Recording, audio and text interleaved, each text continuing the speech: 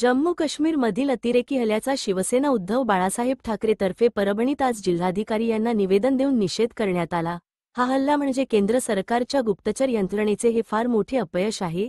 सीमेवरची घुसखोरी रोखण्यात केंद्र सरकार अपयशी ठरले असून या हल्ल्यातील प्रमुख सूत्रधारासह सर्व अतिरेक्यांना तात्काळ पकडून गोळ्या घालण्यात याव्यात व पर्यटकांच्या सुरक्षेसाठी कडक पावले उचलण्यात यावी, अशी मागणी यावेळी करण्यात आली। याप्रसंगी शिवसेनेचे सहसंपर्क प्रमुख विवेक नावंदर, उपजिल्हाप्रमुख संजय गाडगे, झानेश्वर पवार, अरविंद काका देशमुख, अर्जुन सामाले, प्रशास ठाकूर, विशू डहाळे, भैया भारती, निखिल जैन, गौतम भराडे आदींसह अन्य पदाधिकाऱ्यांची उपस्थिती होती। याप्रसंगी बोलताना डॉक्टर विवेक नावंदर यांनी काय दिली आहे प्रतिक्रिया, चला पाहूया।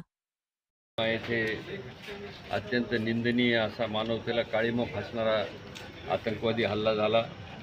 त्याच्यामध्ये बरेचसे कुटुंबीय जे पर्यटनासाठी गेले होते, महाराष्ट्र असेल, ओरिसा असेल, कर्नाटक असेल, सर्व भारत देशामधून जे काही त्या ठिकाणी पर्यटनासाठी काश्मीरला गेलेले लोक होते, त्यांना कुठलीही या गोष्टीची म्हणजे असा काळाने त्यांच्यावर घाला घातला आणि आतंकवाद्यांनी असा हमला केला की 26 जणांना त्याच्यामध्ये आपला जीव गमवावा लागला।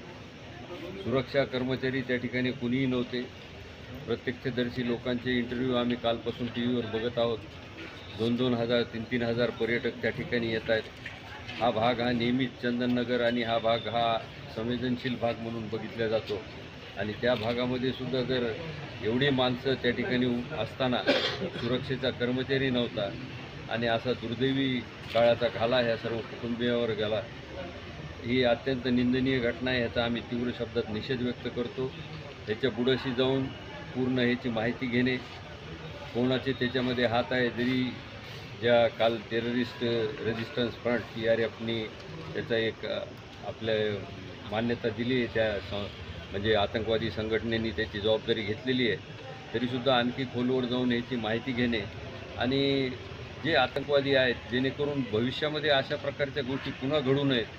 कारण देश एवढा मोठा आहे, मॉर्निंग वॉकला उठायला गेलं की लोक गोळ्या झाडायलेत, माणसाचा मृत्यू होतो आहे, नंतर इकडे आतंकवाद्याचा अंमल लावून पर्यटनाला गेलेल्या लोकांवर मृत्यू होतो आहे, जीवन कोणाचं सुरक्षित राहिलं नाही। अशा प्रकारची ही एक प्रक्रिया आहे आणि ह्याच्यासाठी अत्यंत कठोर पावलं उचलण्याची गरज आहे। आतंकवादाच्या विरोधातली ही लढाई भारताला आणखी तीव्र करावी लागेल आणि ह्याला आणखी पुढे न्यावं लागेल, हीच आमची आपल्या माध्यमातून या सरकारला विनंती आहे। आणि ह्याच्यातले जे कोणी आतंकवादी असतील त्यांना कठोरात कठोर शिक्षा आणि कारवाई पूर्ण झाली पाहिजे, अशी अपेक्षा आम्ही या ठिकाणी व्यक्त करतो।